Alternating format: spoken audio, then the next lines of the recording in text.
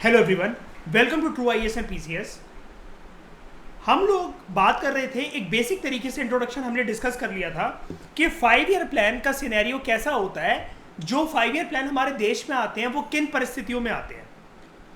अब 5 year plan जो आना शुरू होते हैं, जिसके लिए एक बॉडी बनाई गई, एक इंस्टीट्यूशन बनाया गया। अरुणा, किस नाम से था 5 ईयर प्लान को इंट्रोड्यूस करने वाला इंस्टीट्यूशन, कमीशन कौन था? Anyone? Planning commission. Planning commission का चेयरमैन हमेशा कौन होता है? पीएम। आज के टाइम में प्लानिंग कमीशन का नाम क्या है? नीति आयोग की फुल फॉर्म कब बनाई है? जब ये 2015 में बना 1 जनवरी को, तो इसके चेयरमैन कौन थे? हाँ, कौन बोला है नरेंद्र मोदी? तुम्हारी बहन की, तुम्हारी तुम्हारी बहन की कौन है ये? हाँ। तो फर्स्ट 5 ईयर प्लान जो है वो इंट्रोड्यूस होता है फ्रॉम 1951 टू 1956। इस प्लान का एम ये था, शुरू में हमने इंडस्ट्रियलाइजेशन पे फोकस नहीं करा। हमने ये देखा कि इन्वेंशन इनोवेशन की जरूरत ना अभी हमें नहीं है। हमें सबसे पहले भुखमरी मिटानी है, भुखमरी मिटानी है लोगों की। तो हमें लोगों को भुखमरी मिटानी है, तो उनको फिर गरीबी से बाहर भी निकालना है। देखो क्या होता है, जब कोई इंसान भुखमरी से बाहर निकले, हंगर से, तो वो गरीबी से भी बाहर निकलना स्टार्ट करता है। क्यों यार? अगर आपका दिन भर मुशक्कत अगर आपकी इस प्रयास में लगी हुई है कि 2 वक्त की रोटी का इंतजाम अगर आपको करना है, तो घंटा आप लाइफ में किसी और चीज के बारे में सोचोगे। इसको रिलेट करते हैं एक बारी जरा एंशिएंट हिस्ट्री से। जब हंटिंग गैदरिंग सोसाइटीज थी शुरू में, जब हमने हिस्ट्री का पहला और दूसरा चैप्टर करा था हड़प्पा से पहले एनसीईआरटी में, आप सभी को याद होगा, मैंने आपको वहां पर भी एक बात बताई थी। जब दिन भर इंसान शुरू में पत्थर बना के चिंगारी निकाल रहा है, इधर घूम रहा है, ये घूम रहा है, तो मतलब सुबह अगर वो हंटिंग पे निकला, शाम तक अगर जानवर मरकर नहीं आया, बॉन फायर होते होते खाना नहीं हुआ, शाम ढलते ढलते अगर किसी के भी पेट में अन्न नहीं गया, तो वो ट्राइबल, वो हंटिंग गैदरिंग ग्रुप, वो सेमी नोमैटिक पीपल, वो नोमैटिक पीपल तो फिर ऐसे ही मर जाएंगे।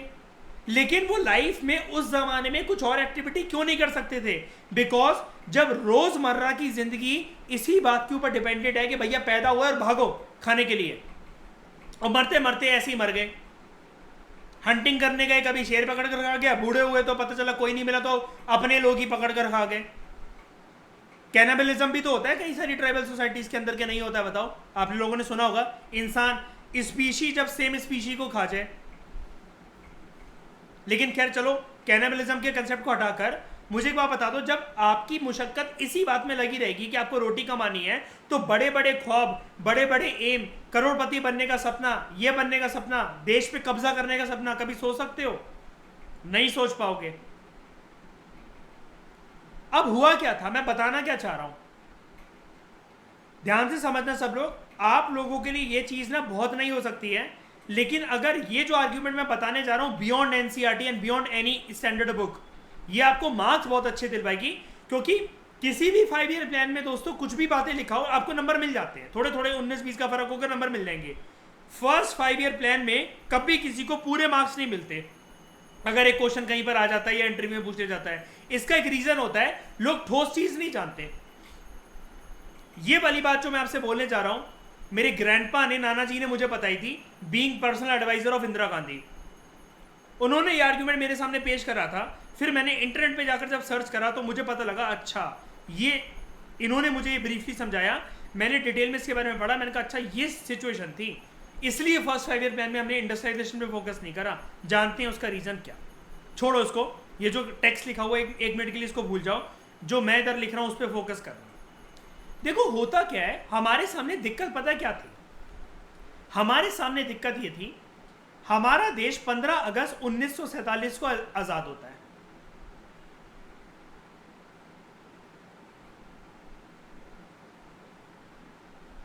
हमारा देश 15 अगस्त 1947 को आजाद होता है। बगल में एक टेरिटरी बनती है, एक नई कंट्री,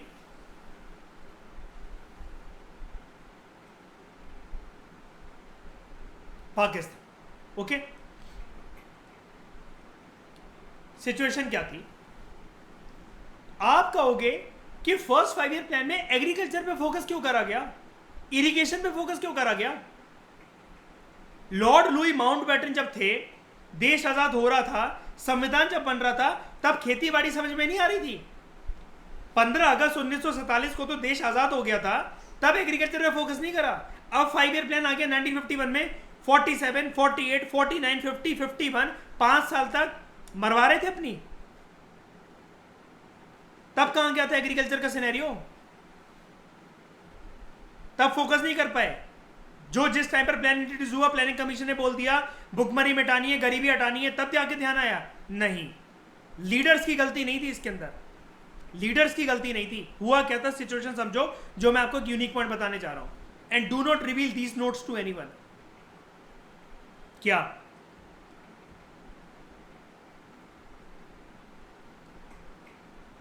हमारे देश का बंटवारा होने के साथ साथ ना एक बहुत भयंकर चीज का बंटवारा हो गया था?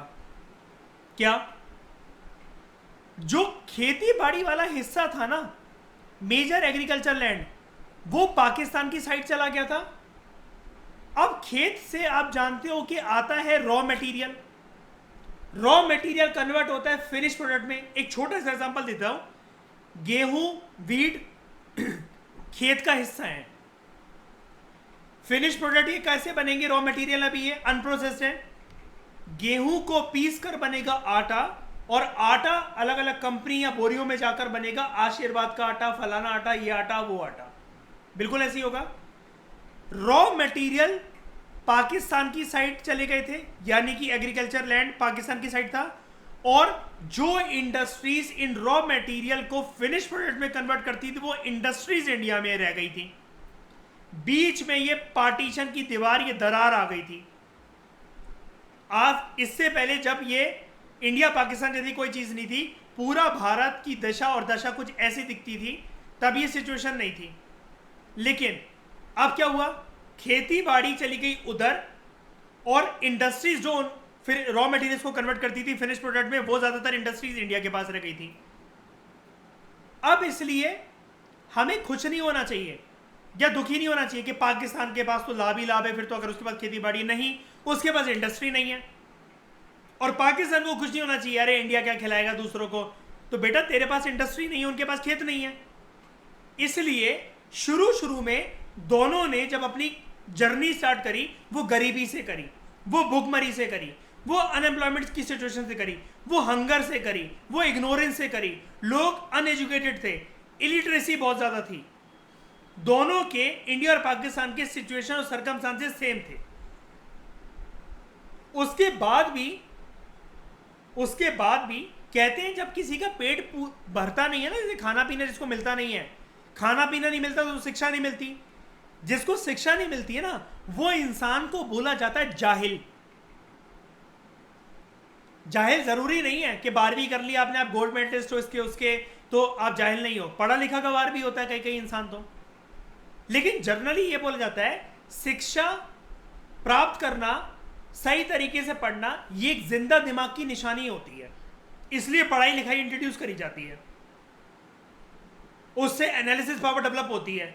सिर्फ पढ़ाई की फील्ड में नहीं, कनेक्ट करने पे आओ तो दुनिया की लंका लगा सकते हो। खैर छोड़ो इन बातों को।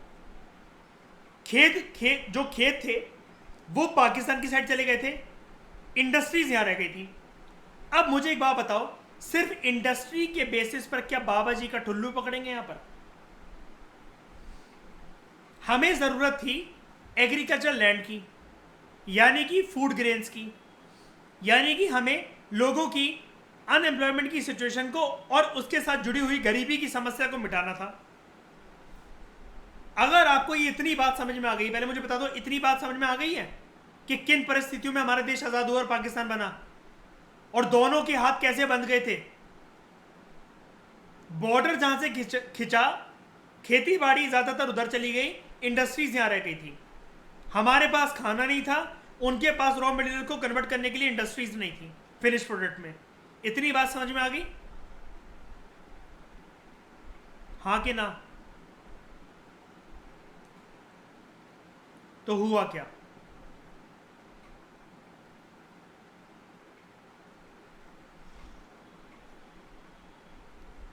सबसे पहले तो प्रीलिम्स का एक फैक्ट याद रखना जो कि आपको बहुत कम किताबों के अंदर मिलेगा।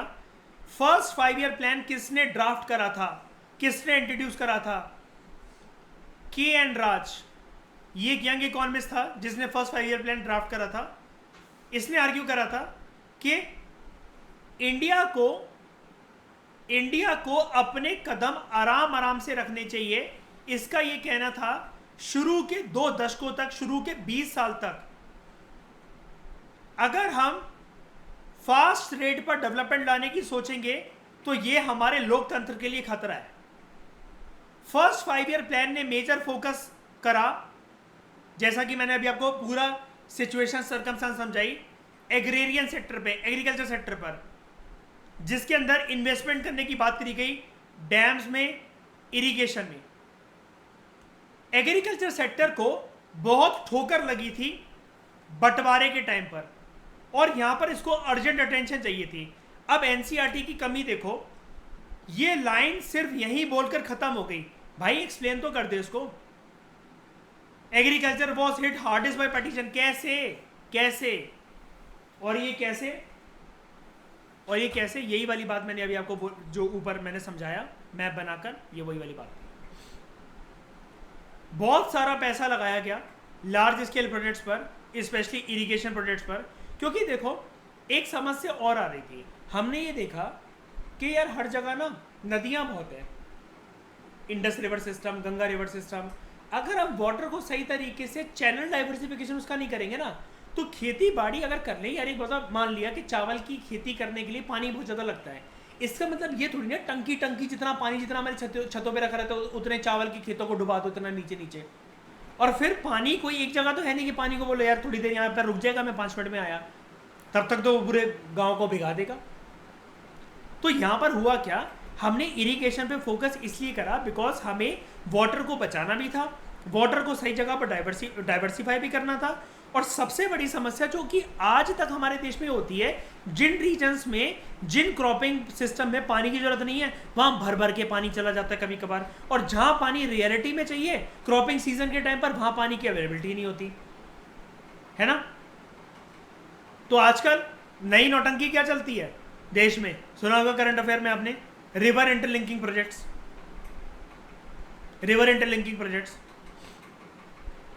एक छोटी सी झलक में आपको एक बात बता दूं मैं आपको, मैं करंट अफेयर का दीवाना नहीं हूं, लेकिन फिर भी एनालिसिस पावर अगर जिसकी स्टैटिक से मजबूत होती है, करंट अफेयर अपने आप चुटकियों पे बोलते हैं। छोटी सी एक बात बताता हूँ, डोंट वरी, इसको हम एनवायरमेंट में पढ़ेंगे, आप ऐसा मत सोचना कि ये बात इन्होंने बता दी तो करंट अफेयर में तो कितना कुछ हम मिस कर जाते हैं। आपको पता है रिवर इंटरलिंकिंग जो प्रोजेक्ट्स आजकल आ रहे हैं, ये सच में RIP का काम करते हैं, रेस्ट इन पीस का। ये हो सकता है अच्छा करने की जगह उस जगह की खेती बाड़ी वाले हिस्से को तबाह कर दे, मार डालें। नाम देखो, रिवर इंटरलिंकिंग प्रोजेक्ट, सच में खेत वगैरह का RIP हो जाएगा। ये टॉपिक मैंने एनालाइज करा था और ये RIP से ही समझ लिया था मैंने। ये रिवर इंटरलिंकिंग के बारे में मैं आपके सिर्फ 120 सेकेंड्स लेना चाहूँगा। आप ऐसी आर्गुमेंट पेश कर सकोगे, आपको दूसरों से 3 नंबर ज़्यादा मिलेंगे। बताता हूँ क्या, लेट्स स्टार्ट। यहां से एक रिवर आई, इधर से एक रिवर आई, इसको इंटरलिंक करने की बात चल रही है, ठीक है। अब देखना, ये किसी रीजन के खेती बाड़ी वाले हिस्से को तबाह कैसे कर सकता है, जान से कैसे मार सकता है। देखना, यहां पर है ये रिवर, हर एंगल से सोचा जाता है, लेकिन रिवर इंटरलिंकिंग में ये चीज है। लोग सोच रहे हैं कि जिस रीजन में आसपास, फॉर एग्जांपल मैं हूं केरला में या मैं हूं तमिलनाडु में, कर्नाटका में, यहां पर रिवर 1 है, रिवर 2 है, रिवर 3 है, रिवर 4 है। अब केरला की सरकार तो इन्हीं 4 रिवर के बलबूते पर सोचेगी ना, या अगल बगल की चलो राज्य भी पकड़ लिया, तमिलनाडु की रिवर पकड़ ली, कुछ पकड़ ली, उनका ध्यान तो सिर्फ इतना जा रहा है। लेकिन एनवायरमेंटलिस्ट और जोग्राफर्स बहुत एक मुख्य चीज मिस कर जा रहे हैं रिवर इंटरलिंकिंग प्रोजेक्ट में, कि मकसद अच्छा है इस प्रोजेक्ट का, लेकिन हो सकता है हिंदुस्तान को तबाह कर दे वो खेती बाड़ी को। कैसे?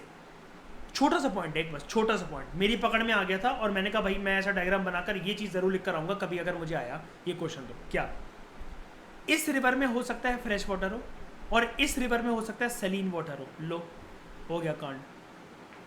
बस छोटा सा पॉइंट है ये, इसलिए मैंने आपसे बोला था सिर्फ 120 सेकंड लूंगा मैं आपके, और 120 सेकंड खत्म हो गए। सिर्फ इस पॉइंट को कनेक्ट करके अब जितने मर्जी तुम पॉइंट बना लो, कांड हो जाएगा कि नहीं हो जाएगा खेत का। भैया सेलिन वाटर तो बहुत सारी फसलों के लिए तो जहर होती है कि, और वो फर्टिलिटी खत्म कर देगा, अच्छी खासी फसल को सुखा देगा, कुछ सालों में खेत पूरा बंजर जमीन बन गई, पता चला। ये चीज है, ये दिक्कत है। डोंट वरी, करंट अफेयर का वक्त आने दो, उसकी तशरीह भी फाड़ेंगे। Huge allocations were made for large scale projects like Bhakra Nangal dam. एक मिनट रुकना, बड़े सारे पैसे भाखरा नंगल डैम के लिए एलोकेट करे गए। Plan identified the pattern of land distribution in the country. इस प्लान में ये देखा गया फर्स्ट 5 ईयर प्लान में कि जिस प्रकार से देश में लैंड डिस्ट्रीब्यूशन है वो एक बहुत बड़ा ऑब्स्टेकल बनेगा कि एग्रीकल्चर ग्रोथ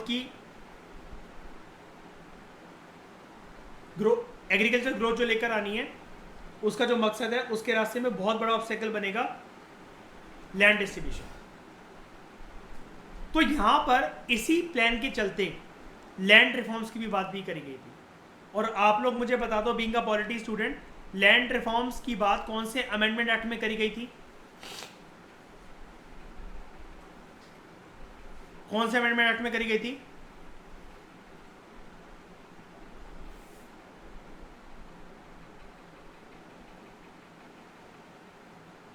जल्दी बताओ, नहीं पता? जितने भी इनिशियली शुरू के कॉन्स्टिट्यूशनल एक्टिविटीज हुई हैं, फर्स्ट अमेंडमेंट एक्ट, शुरू के कुछ आर्टिकल्स, कॉन्स्टिट्यूशन का पार्ट 1,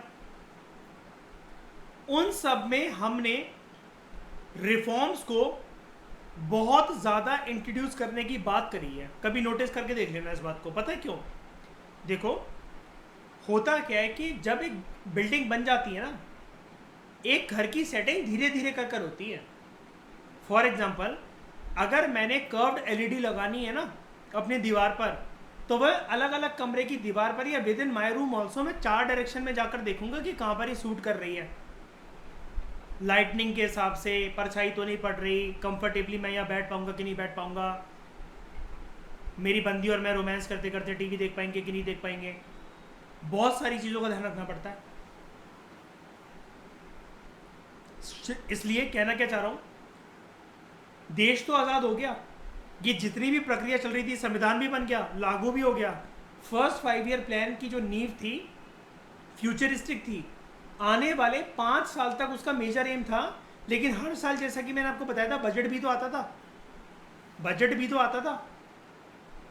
तो one of the basic aims of the planner was to raise the, इसके अंदर और क्या क्या एम थे फर्स्ट 5 ईयर प्लान के अंदर, कि हमें नेशनल इनकम बढ़ानी है। और ये चीज़ इकोनॉमिस्ट ने माना कि ये सिर्फ तभी पॉसिबल है अगर लोग सेव ज़्यादा करें पैसे को देन दे स्पेंड, यानी कि सेविंग खर्चे से ज़्यादा होनी चाहिए। आमदनी जो होनी चाहिए वो 1 रुपये होनी चाहिए, खर्चा 50 पैसे होना चाहिए। लेकिन देश की हालत क्या थी? आमदनी 98, खर्चा रुपया। कमाई हो रही है 50 पैसे, खर्चे हो रहे 1 रुपये। तो प्लानर्स ने ये सोचा हमें सेविंग को पुश करना चाहिए। और ये डिफिकल्ट तो था। क्यों?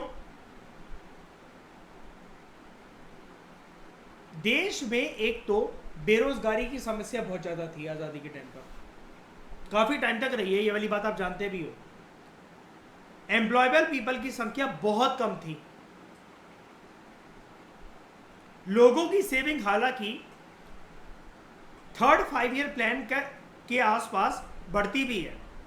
इसके लिए हमारे सामने बहुत सारे आंकड़े भी है कि लोगों की सेविंग्स बढ़ी, लेकिन ये उतनी नहीं बढ़ी जितना फर्स्ट 5 ईयर प्लान ने डिसाइड करा था। बाद में अर्ली 1960 से लेकर लेट अर्ली 1970s तक, पूरे एक दशक तक, proportion of savings in the country actually dropped consistently. और ये वाली बात हम जानते हैं, आज के टाइम में हमें ये पता है ये वाली बात, ये उस जमाने के इकोनॉमिस्ट को पता नहीं कैसे नहीं पता थी। सेविंग्स का जो फंडा होता है इसको मैक्रो इकोनॉमिक्स में कहते हैं। मैंने आपको एक टर्म बताई थी एक बारी जिसको हम पढ़ेंगे, मनी एंड बैंकिंग आने दो एक बारी।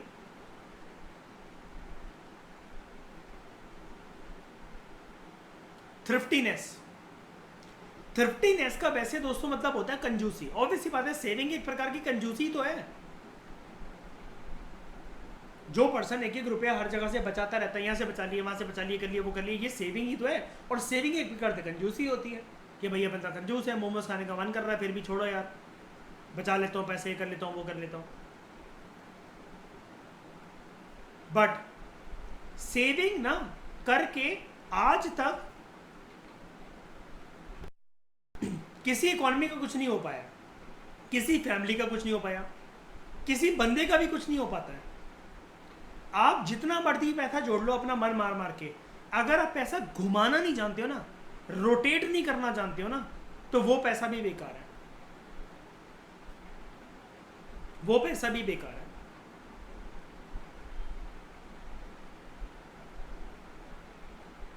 एक क्रिप्टो है शिबा इनू, 100 रुपए में कुछ लैक्स के फिगर आ जाते हैं उसके हमारे पास। इन्फ्लेशन के हिसाब से हर चीज बढ़ती है, और थोड़ी बहुत अगर स्किल हो जिसके अंदर क्रिप्टो मार्केट को जानने की, जस्ट लाइक स्टॉक मार्केट, अगर पर्सन बहुत पेशेंटली, मैं कह रहा हूं कि आज के टाइम में हर महीने एक अपने दिमाग में या हर हफ्ते 100 रुपए तो कितनी चीजों के ऊपर खर्च हो जाते हैं, एक SIP कर ले अपने दिमाग के अंदर कि मैंने 900 रुपये या 1000 रुपये हर महीने डालने हैं शिबा इनू में, खरीद के डालने हैं। और आप ऐसे करते करते 3 करोड़ शिबा इनू जोड़ लो, 3 करोड़ जोड़ लो, पूरे पेशेंस के साथ बिना मोबाइल स्क्रीन की तरफ देखे इसको 25 से 30 साल तक होल्ड करो, 25 से 30 साल तक होल्ड करो। ये मैं आपको बता रहा हूं 100 में लैक्स में आ जाते हैं, लैक्स में।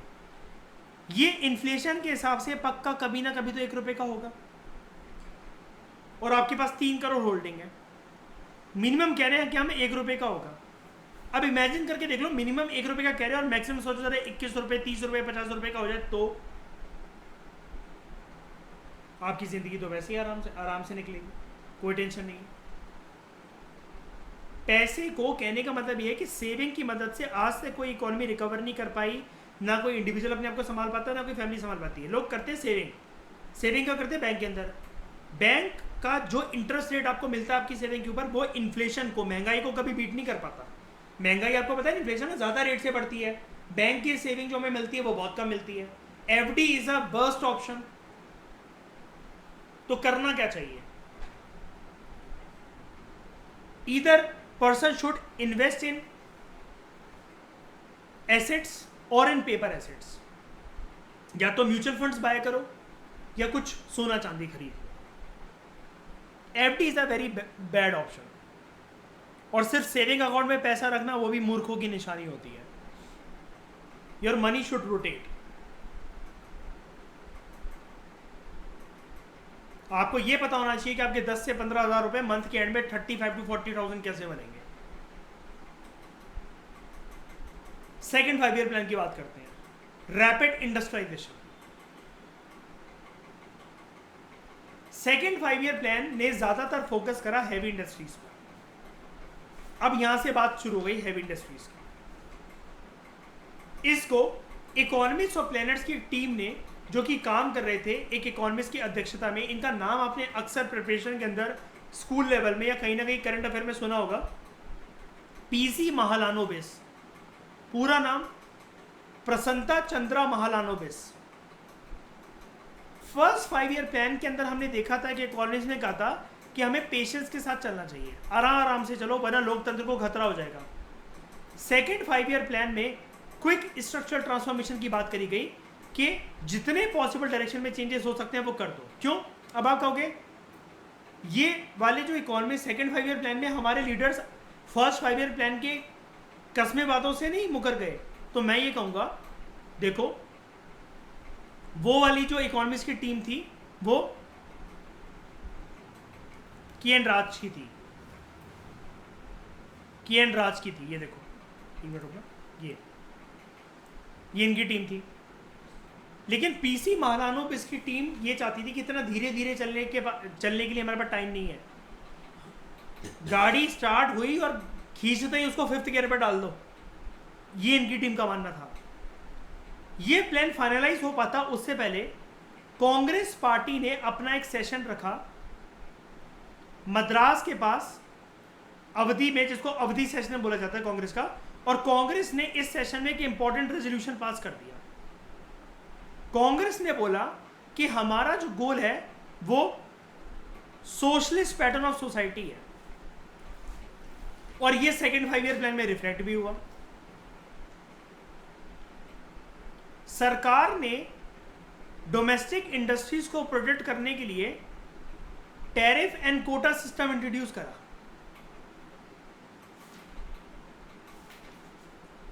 और इसको बोला जाता है कि सरकार जो थी, यही वाला वो जमाना है दोस्तों, 1951 से लेकर 56 तक तो फर्स्ट 5 ईयर प्लान आया, 56 से 61 तक सेकेंड 5 ईयर प्लान।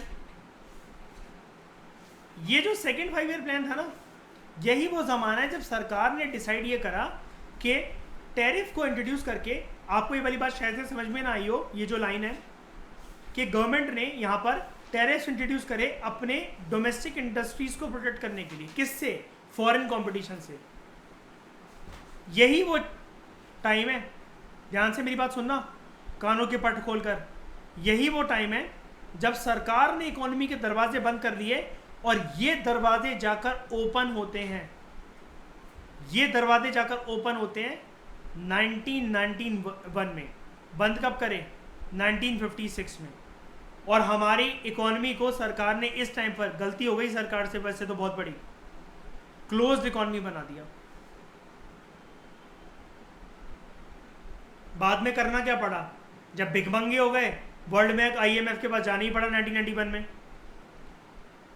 $7 बिलियन का लोन लेने, IMF और वर्ल्ड बैंक से, जिसको बोला जाता है LPG रिफॉर्म्स। और LPG रिफॉर्म्स कोई खुशी खुशी सरकार थोड़ी ना लेकर आई थी, तो कंडीशंस दी IMF और वर्ल्ड बैंक की कि हम लोन इसी आधार पर देंगे। इस प्रकार का जो प्रोटेक्टेड एनवायरनमेंट था, इसने पब्लिक और प्राइवेट सेक्टर इंडस्ट्रीज को मदद करी ग्रो करने के लिए। सेविंग और इन्वेस्टमेंट भी ग्रो हुए इस टाइम पीरियड में। बल्क में इंडस्ट्रीज हमारे देश में छा गई, इलेक्ट्रिसिटी से related, railway industry, steel industries, machineries, communication industries, ये डेवलप हुई, जो कि सरकार की निगरानी में डेवलप हो रही थी। पब्लिक सेक्टर की इंडस्ट्रीज थी ये सारी की सारी। जैसे स्टील वाली, आज भी इसका शेयर ट्रेड होता है स्टॉक मार्केट के अंदर, SAIL, steel authority of India limited.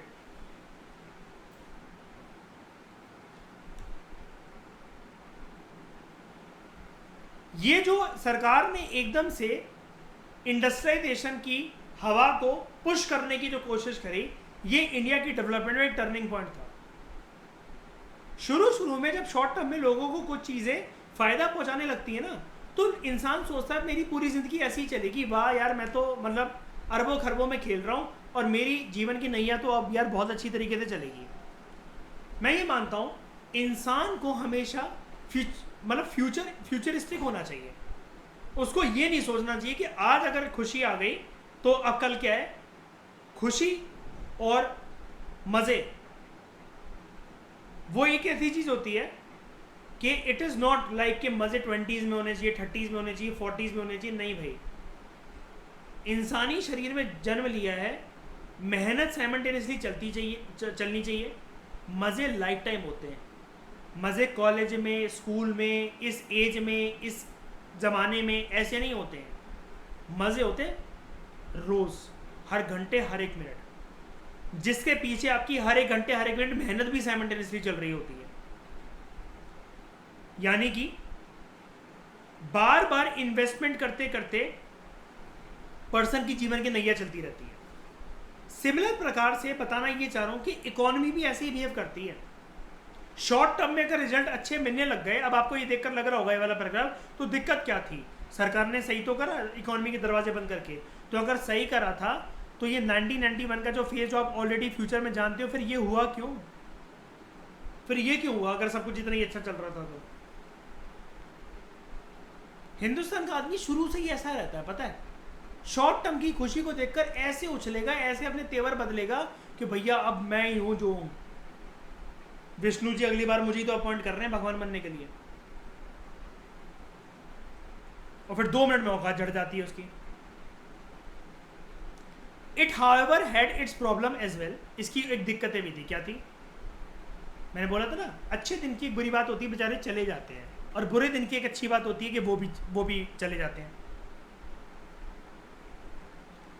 तो अच्छे दिन इकोनॉमी के समाप्त हुए। इंडिया जो था दरवाजे बंद करने की वजह से टेक्नोलॉजिकली काफी ज्यादा बैकवर्ड रह गया था। क्यों? मैं अपने घर में कंफर्ट जोन में बैठा हूं, सिर्फ ये लेबल लगाकर माथे पे, मैं यूपीएससी के लिए प्रिपेयर कर रहा हूं, मैं यूपीएससी के लिए प्रिपेयर कर रहा हूं, मैं यूपीएससी के लिए प्रिपेयर कर रहा हूं। मैंने सिलेक्शन के बाद चौथे अटेम्प्ट में मेरा सिलेक्शन हुआ, और मैंने सिलेक्शन के बाद बाहर जाकर लवासना में जाकर बात करी, लोगों को इतने साल बाद देखा मैंने, तब मुझे किसी ने बताया तुम्हें 4 साल लग गए यार तेरी अप्रोच से। भाई मैं पढ़ा था। मैंने कहा कैसे? तो कहता भाई तू यूट्यूब चलाता था? मैंने कहा नहीं भाई, मैं इंटरनेट वगैरह से बिल्कुल दूर रहता था। तो वहां पर मेरा कलीग मुझे बोलता है कि भाई तू भी इंजीनियरिंग बैकग्राउंड से, मैं भी इंजीनियरिंग बैकग्राउंड से, मैं आपको सिर्फ एक स्टोरी सुना रहा हूँ, मतलब समझने की कोशिश करो क्या बोलने की कोशिश कर रहा हूँ मैं। भाई तो अगर वन नोट का सॉफ्टवेयर यूज़ कर लेता या एवर नोट यूज़ कर लेता, तो तेरी सारी ये जो चीज़ें हैं एक जगह कंपाइल हो जाती, और तेरी रिवीजन आसान हो जाती। तो तेरे को सिलेक्शन में शायद 4 अटेम्प्ट में लगकर 2 अटेम्प्ट लगे होते, और आज तेरा प्रमोशन के दिन चल रहे होते। समझने की कोशिश करो इस स्टोरी से जो कि मैंने आपको सुनाई। आज के समय में ज़्यादा टेक्नोलॉजी को एक्सप्लोर करना नुकसानदायक है, लेकिन बिल्कुल ही नहीं करोगे ना तो बहुत बैकवर्ड रह जाओगे। और टेक्नोलॉजी को राइट वे में एक्सप्लोर करा जाए ना, मैं सच बता रहा हूं, ये वाली बात मैं सबसे बोल रहा हूं ऑन रिकॉर्ड, इतना पैसा है ना, इतना पैसा है ना, जिसको बटोरते बटोरते थक जाओगे, हाथ जोड़ने पड़ेंगे लक्ष्मी और कुबेर के सामने, मत दो यार, संभालने की जगह नहीं हो रही है। राइट वे में अगर यूज करा जाए, ये जानते जानते आप हमेशा यूट्यूब और फोन उठाओ ना, तो एक पर्पज के साथ उठाया करो कि मेरे को ये देखकर या ये वाला काम कर कर या हंसी मजाक देखकर, या ये जो सामने बकलोली कर रहे हैं कोई भी कपल किसी वीडियो के अंदर, मेरी इससे बैंक अकाउंट में एट प्रेजेंट अगले 15 मिनट में कितने पैसे बनेंगे। ये बेस्ट क्वेश्चन होता है अपनी हैबिट डेवलप करने के लिए कि यूट्यूब या फालतू चीजें देखकर छोड़ना। उतनी देर अगर स्क्रीन के ऊपर बैठने की इतनी आदत है, वहां से डोपामीन कम करो, बोर होना स्टार्ट कर दो। बोर होने के बाद अपना पर्पस जो है वो कहीं और लगा दो, यूट्यूब पे चैनल खोल लो, पढ़ा लो, अनअकैडमी में अप्लाई कर दो, किसी के लिए पीपीटी बना लो, ट्रेडिंग चार्ट्स देख लो, यहाँ पैसा है। वही आंखों की इन्वेस्टमेंट उतनी देर वहां पर कर रहे थे, आंखें यहाँ आंखें फोड़ लो, यहाँ पैसा बनेगा। तो ये जो टेक्नोलॉजिकली बैकवर्ड चीज़ है, इंडिया जो रह गया था, सॉरी, टेक्नोलॉजिकली बैकवर्ड जो रह गया था, इसकी ये सबसे बड़ी समस्या ये इस वजह से उत्पन्न हुई थी, इस वजह से पैदा हुई थी, बिकॉज इंडिया ने दरवाजे बंद कर लिए अपने। बंद दरवाजे में क्या पता, चलो एक और चीज़ बता देता हूँ, बुद्धा को देख लो भाई, कितना फनी लगता है सोचकर, यार ये क्या लिख रही है एनसीईआरटी, ये पागल है क्या? ऐसा कोई होता है कि कितनी झूठ झूठ बातें लिख रहे हो यार तुम, यार चूस समझ रखा गया मुझे यार, कि बुद्धा ने पहली बार बूढ़ा आदमी देखा, बुद्धा ने पहली बार डिसीज्ड मैन देखा, बुद्धा ने पहली बार किसी योगी को देखा। किसको पागल बना रहे हो? लेकिन ये वाली बात सच थी, सच थी।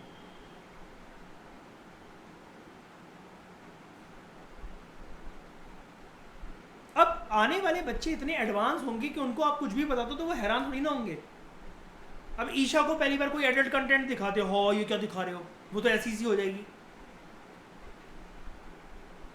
लेकिन ईशा के बच्चे तो अरे यार मम्मी चल यार, ये सब तो हम 3 साल की उम्र में जानते थे, अब हो करते रहते हो पागलों की तरह।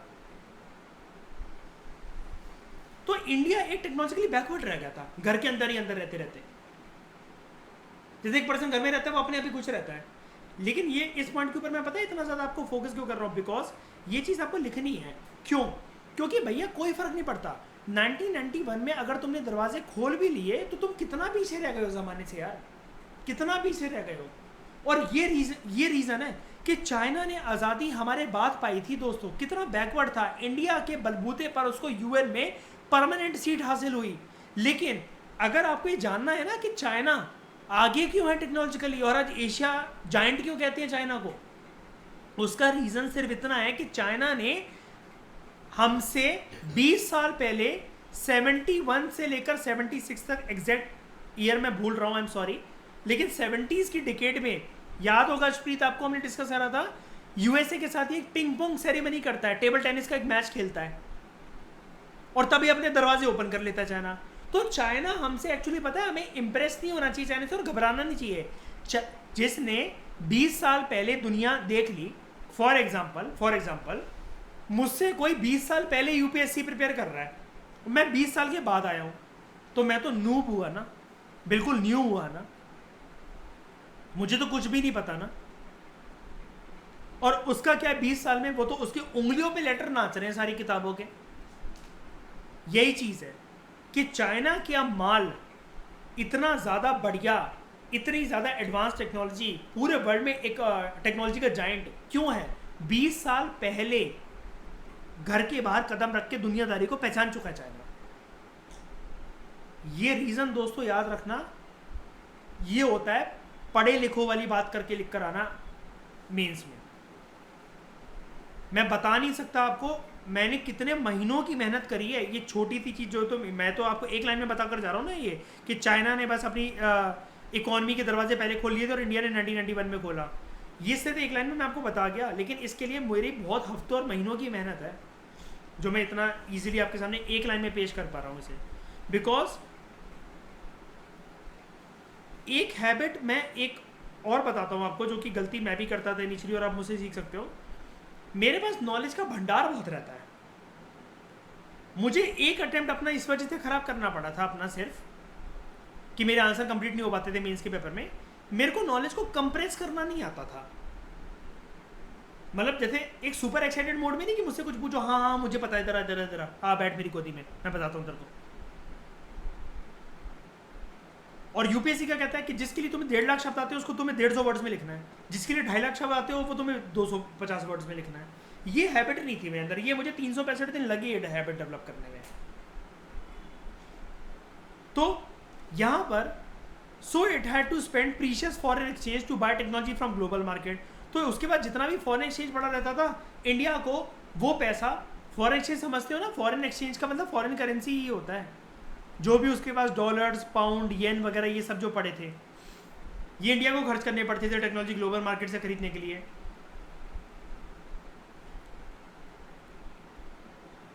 अब आपको भी पता है कि एग्रीकल्चर से ज़्यादा हमेशा XYZ कोई भी इंडस्ट्री हो, वहाँ पर इन्वेस्टमेंट ज़्यादा अट्रैक्ट होती है।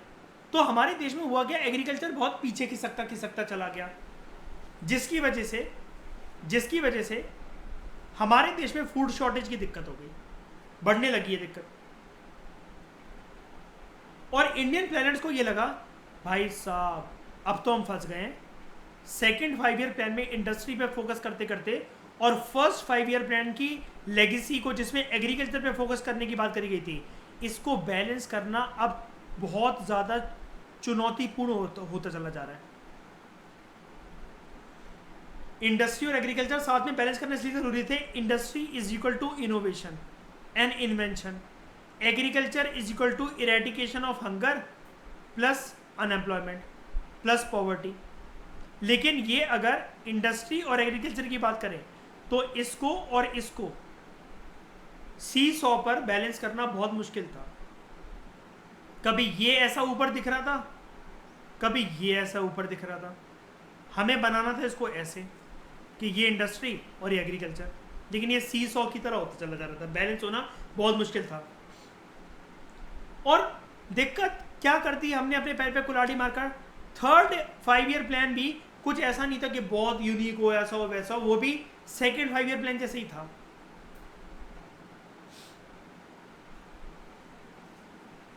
और क्रिटिक्स ये बोलते थे, प्लानिंग कमीशन को क्रिटिसाइज करने वाले, इकोनॉमिस्ट को क्रिटिसाइज करने वाले, first 5 year plan, second 5 year plan और थर्ड 5 ईयर प्लान को क्रिटिसाइज करने वाले, वो ये बोलते थे कि सारे प्लानों में कॉमन थीम हमें देखने को मिलती है अर्बन बायसनेस की। शहर बनाना है, टाउन बनाना है, डेवलप करना है सिटीज़ को, ये वो फलाना टिकमा। हम लोग इस मुद्दे से आज तक भटक रहे हैं। हमारा देश क्या है, हमारे देश में मैं आपको दिक्कत बता देता हूँ। हमारे देश का एक मैं आपको कारण बता देता हूँ।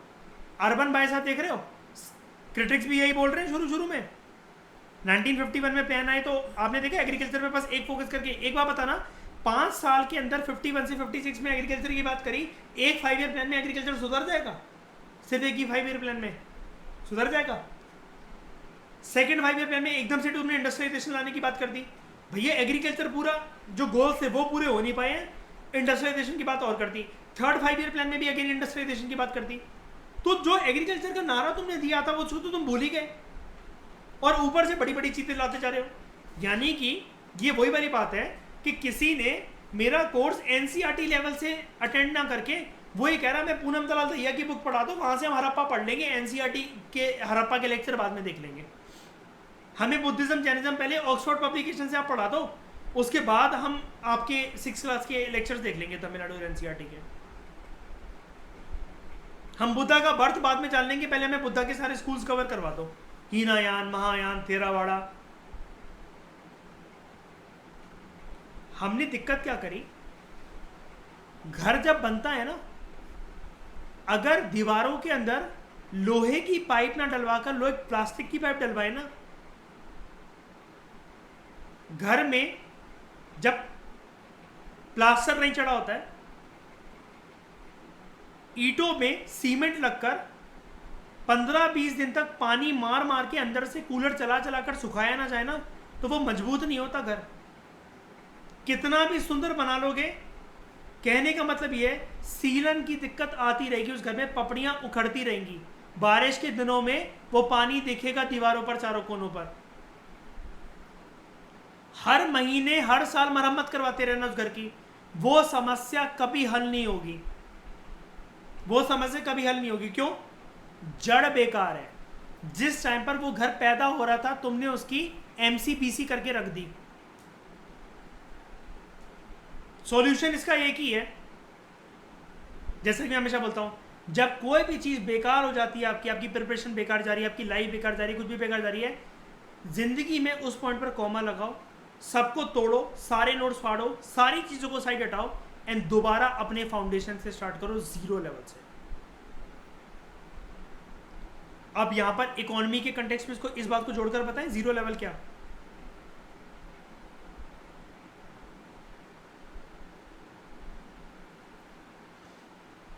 महात्मा गांधी क्या बोलते थे? प्लानिंग कहां से शुरू होनी चाहिए?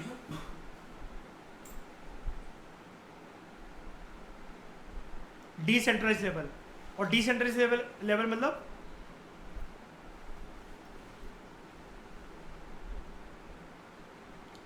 गांव को जब स्ट्रांग नहीं बनाओगे तो ये सब कर कैसे लोगे? मैं एक रणनीति बताता हूं आपको, देखना ध्यान से सुनना, एक रणनीति सुनो मेरी।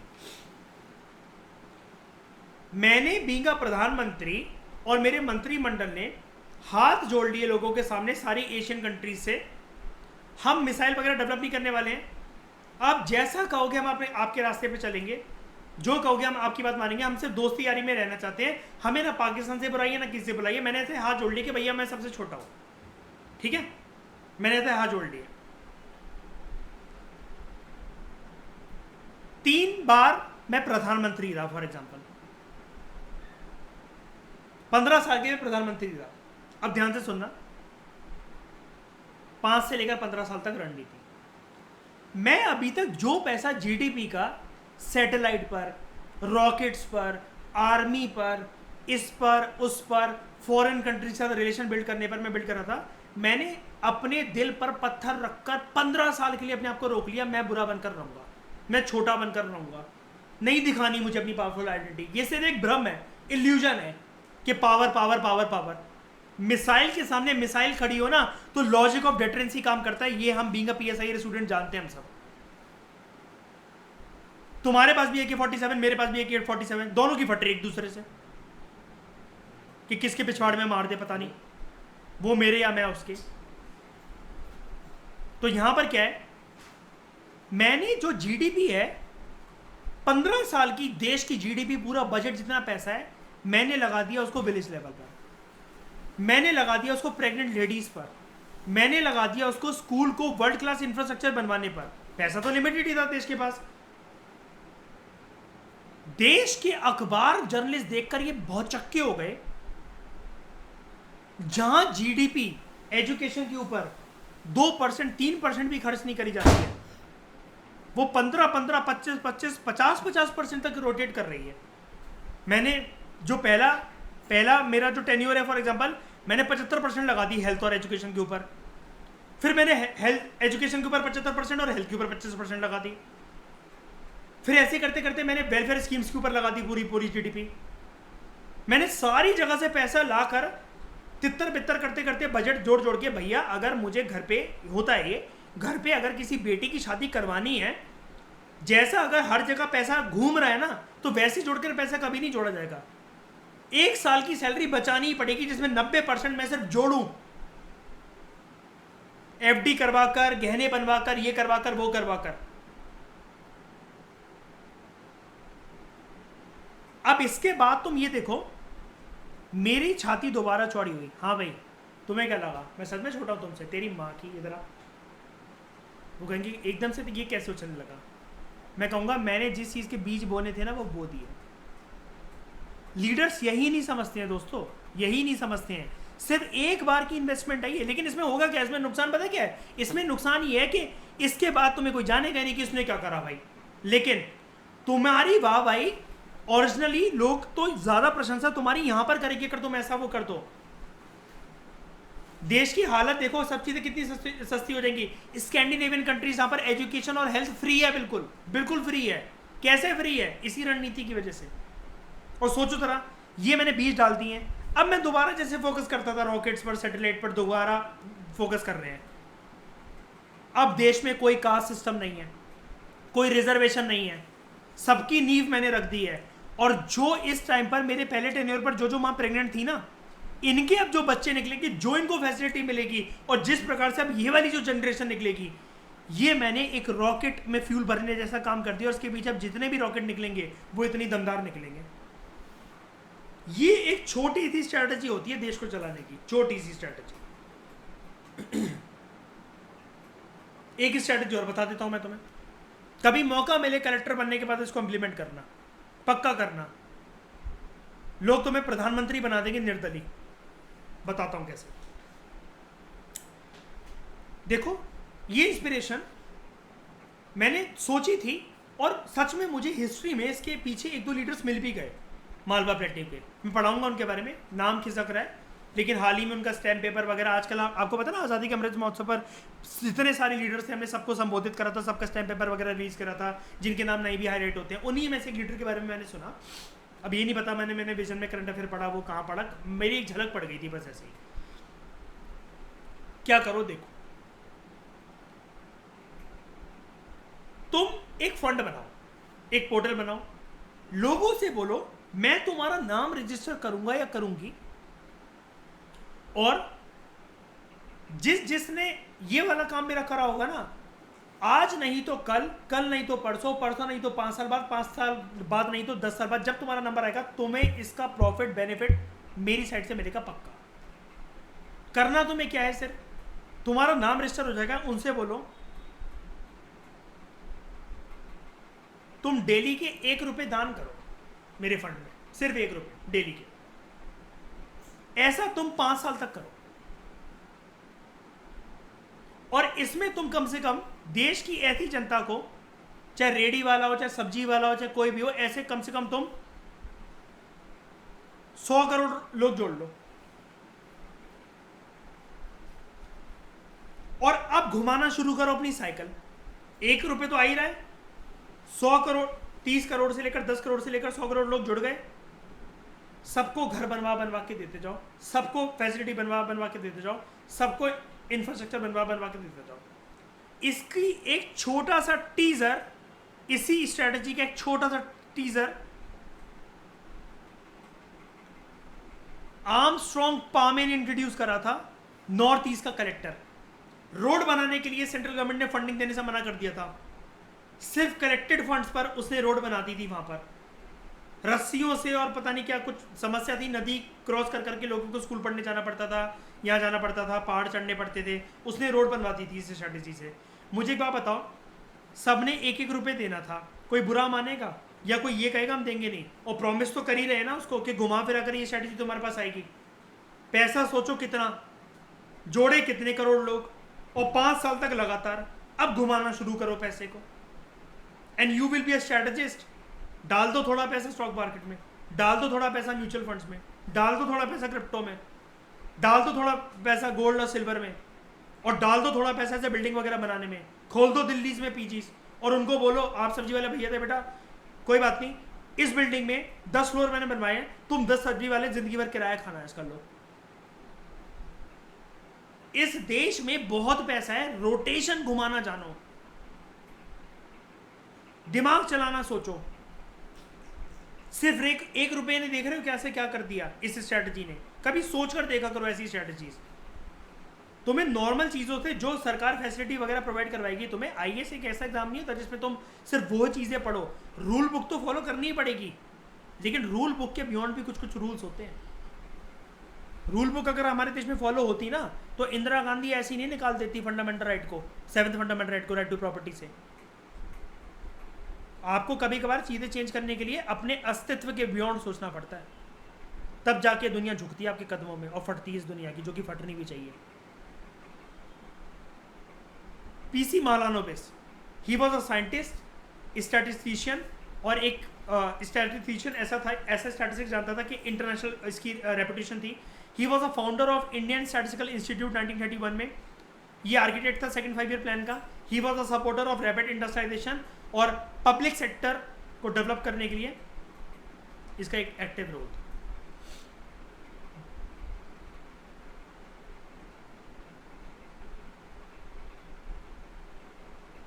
एक बात याद रखना, इससे आपको क्वेश्चन आ सकता है, क्योंकि आपने देखा होगा फिल्म्स के अंदर ट्रेंड एनालिसिस के क्वेश्चन आते हैं।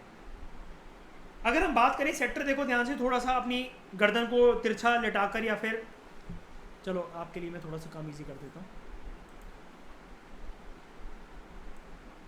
ये मत घुमाना गर्दन, अंकिता मोच आ जाएगी, ठीक है। Agriculture and commodity development, first 5 year plan में आपको बस ये याद नहीं रखना 15.1, 11.8 नहीं, स्मार्ट स्ट्रेटेजी चलते हैं। फर्स्ट 5 ईयर प्लान में इसके लिए फंडिंग ज़्यादा थी, सेकंड 5 ईयर प्लान में कम कर दी गई। Irrigation flood control, first 5 year plan में ज़्यादा थी, सेकंड 5 ईयर प्लान में कम कर दी गई इसके लिए funding. Industry and mining, first 5 year plan में कम थी, ये बढ़ाकर सेकंड 5 ईयर प्लान में ज़्यादा कर दी गई। ट्रांसपोर्टेशन कम्युनिकेशन, ये भी बढ़ा as compare to first 5 year plan. Power कम, सोशल सर्विसेज, एजुकेशन, हेल्थ और हाउसिंग, ये भी कम हो गए। अब ये सोचो जरा, सारी बातें भूल जाओ, एक बार के लिए यूपीएससी का एक question as a question maker बन के सोचो जरा अपनी नजरों में। Consider the following statements about 5 year plans. During the first 5 year plan,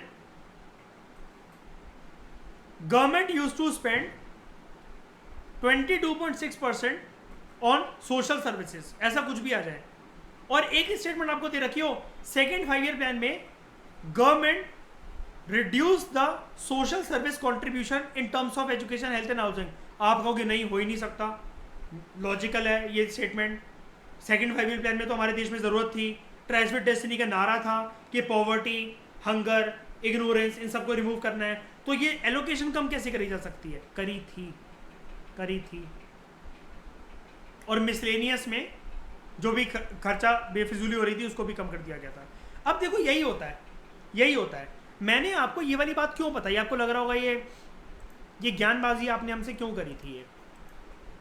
या आप 1-1 रुपये वाली बात, या ये जो कर रहे थे आप, ये जो कि हमें बैलेंस रखना है इसको, ये वाली बात आप क्यों कर रहे थे? तो हमारा कोर्स का पार्ट नहीं है। लेकिन समझने की कोशिश करो, जब आपके खर्चे ना इधर उधर फैलते हैं ना, आप एक चीज़ पे फोकस कर नहीं रहे हो, इतनी सारी जगह हाथ फैलाकर बैठे हुए हो, तो होगा क्या? जब आप पूरे महीने का बजट बनाओगे तो इंपॉर्टेंट चीज़ों में भी आपको पैसा कम करना पड़ेगा। ये वाला पॉइंट इज जस्ट लाइक कि आपने इतनी सारी जगह बिजनेस डाल ली और कोई बिजनेस नहीं चल रहा कोविड के टाइम पे, और आपकी हालत ये है कि अब जो एजुकेशन तो घर में सबसे इंपॉर्टेंट पैरामीटर होता है, और आप अपने बच्चों को प्राइवेट एसी वाले स्कूल से निकलवाकर सरकारी स्कूल में डाल रहे हो। यानी कि इन सब में पैरामीटर में से ये तो भाई सोशल सर्विस तो कितना इंपॉर्टेंट है, जनता के लिए तो सरकार है। और शुरू में हमारा देश आजाद हुआ है, शुरू में हमारा देश आजाद हुआ है, आजाद हुए कुछ भी नहीं हुआ है। सेकंड 5 ईयर प्लान ही तो आया है, सेकंड 5 ईयर प्लान ही तो आया है, 56 का टाइम ही तो चल रहा है, साल 1956 ही तो चल रहा है। आपने सोशल सर्विस के पैसे खींच लिए, यही होता है। इसलिए एजुकेशन को तुम देखोगे ना, कभी भी तुम ड्रास्टिक जीडीपी में फर्क नहीं पाओगे किसी बजट में। और मैं तुम्हें बता रहा हूं, ये रणनीति बांध के रख लो, अगर तुम्हें कभी भी मुख्यमंत्री प्रधानमंत्री बनना हो, तुम इनकी जीडीपी बढ़ा दो एक बार के लिए, एक बजट में बढ़ा दो तुम, एक बारी 1 या 2 बजट में, जिंदगी भर तुम्हारा खानदान ही रहेगा उस राज्य में चीफ मिनिस्टर और प्रधानमंत्री, पूरे देश में जिंदगी भर। तुम जब तक हो तब भी, मतलब you will be like life insurance, जिंदगी के साथ भी जिंदगी के बाद भी। इस डिस्कशन में फिलहाल इतना ही। Thank you very much for discussion.